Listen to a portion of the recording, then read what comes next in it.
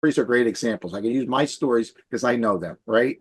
So when I was 20, how old was I? 29, 30, I started a climbing wall business. I think some of you know this. And I had eventually had like 13 climbing walls up and down the East Coast.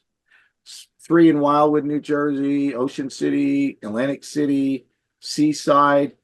I had them in Old Orchard Beach, Maine. I had them in South Beach, Florida. I had some out in Johnstown, Pennsylvania. Had some out in Middle State, New Jersey. And it was an amazing ride. When I started that business, I had $0. I was literally broke ass guy. Had to move back from Nags Head, North Carolina, living in a cabin like a hippie, barefooted and doing hang gliding all day long. Back in with my mom with this idea. All I had was an idea, a vision, and a broken heart, which is pretty common for me, right?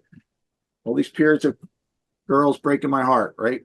And so, but I had this thing, and I just knew. I knew it was mine to do. It came to me in a vision. I knew, and every possible obstacle that could happen was there, but I didn't see them as obstacles. Just saw them as something I had to get past. I didn't see it as like something I was afraid of. And because I had that interpretation, immediately what I needed to get past them was there every single time. And I went from having $0 to getting $65,000 together in just a couple of months, building a $65,000 huge climbing wall, hiring 10 employees. I was the man. I had lines down the boardwalk. I was the last thing open at night. I was open till 4 in the morning every night. It was just hugely successful. And it should never have been. Not given the facts on the ground.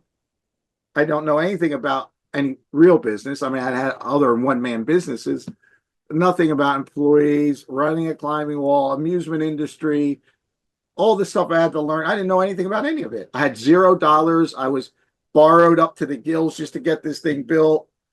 And everything I needed came to me, and it succeeded, and it thrived for a decade. And I was just in thriving. There was no fear. There was just the adventure of it, and then there have been times like recently, there's other businesses I'm involved in and things that are not coming so easily, right? I'm once again leveraged, put out a lot of money to make things happen.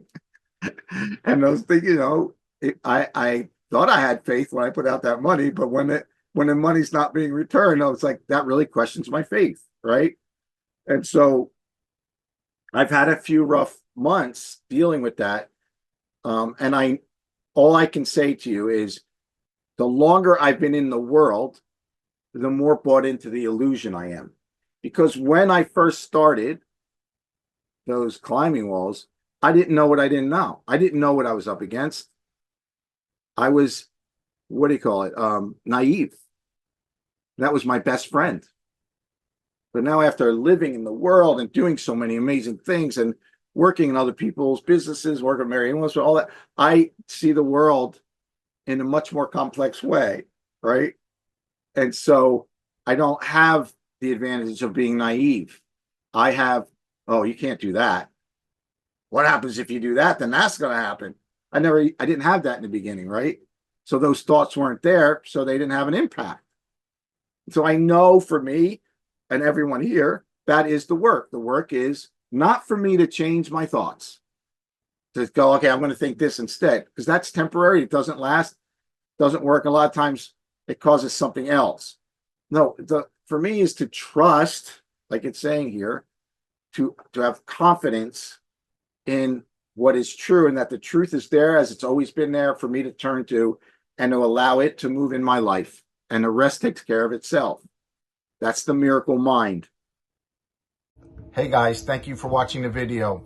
Please, it helps us so much if you just like, subscribe, and share the video. And also, if you have any comments or any questions, please drop a comment below. I'm happy to respond. Until next time, please keep your mind open and keep making miracles.